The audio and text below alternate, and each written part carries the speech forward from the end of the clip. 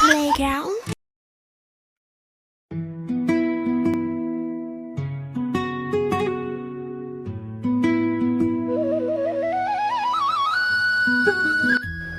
ఊరి పేరు మువ్వలపాలెం. మువ్వలపాలెం చుట్టూ కొండలుంటాయి. ఊరంతా పచ్చని పొలాలు, పక్కనే నది కూడా ఉంటుంది.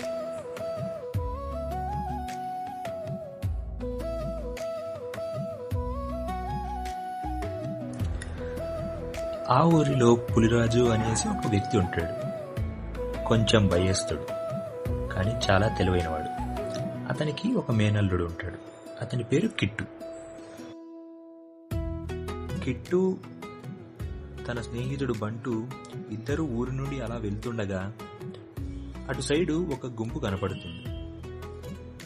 ఏమిటా అనేసి అటు వెళ్తారు. అక్కడ కిట్టుకి ఒక బామ్మ కనపడుతుంది. అప్పుడు కిట్టు ఆ బామ్మతో, బామ్మా, ఏంటిక్కడ ఇంత గుంపు ఉన్నారు? ఒక పిచ్చి పట్టిన ఎద్దు తప్పించుకొని ఊర్లో ప్రజలని భయపెడుతుంది. అందుకే మన ఊర్లో ఉన్న బలశాలి అయిన పాపారాయుడు ఆ ఎద్దుని లొంగదీసుకోవడానికి ట్రై చేస్తున్నాడు. రే, పాపారాయుడు ఎంత బలవంతుడో కదా, అతను సింహాన్ని కూడా ఓడించగలడంట ఊర్లో అందరూ అంటుంటారు. ఎంత బలవంతుడైనా అని మా మామ దగ్గర జుజుపినేరా.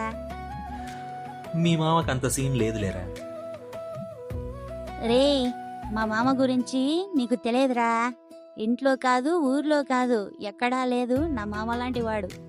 ఒక చేతితో పులిని, ఒక కాలితో ఏనుగుని పడగొట్టే బలం మా మామది.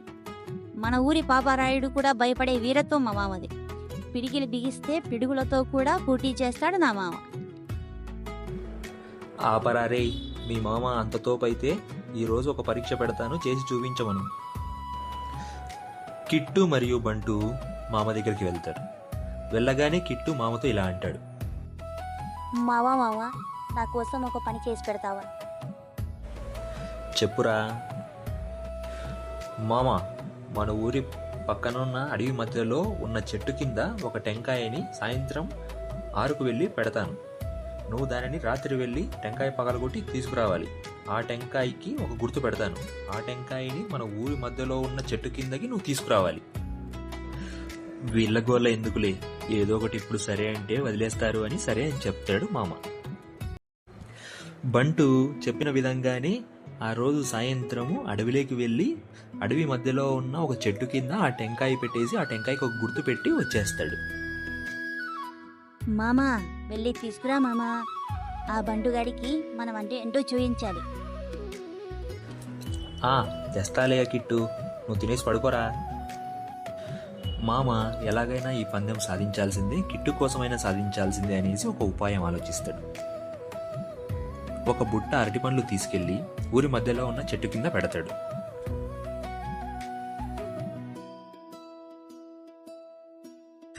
మరుసటి రోజు పొద్దున టెంకాయ పగిలి ఊరి మధ్యలో ఉన్న చెట్టు దగ్గర పడి ఉంటుంది.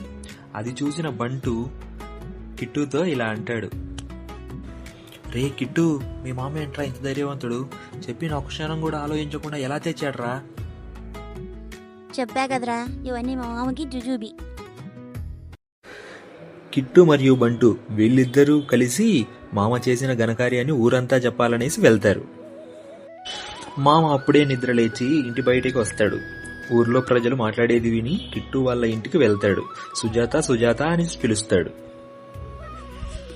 ఏంటి పులిరాజు, రాత్రి అడవికి వెళ్లి టెంకాయ తెచ్చావంట? నా బొంద సుజాత, నాకంత ధైర్యం ఎక్కడిది?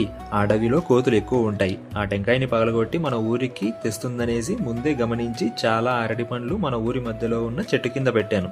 ఆ కోతులు అన్నట్టుగానే ఆ టెంకాయ తీసుకొని వచ్చాయి. అరటి పండ్లు తీసుకెళ్లి ఆ టెంకాయ ఎక్కడే పడేసి వెళ్ళాయి. ఓరిని, నీ తెలివి తగలయ్యా. కిట్టుకి తగిన మామవేరా నువ్వు.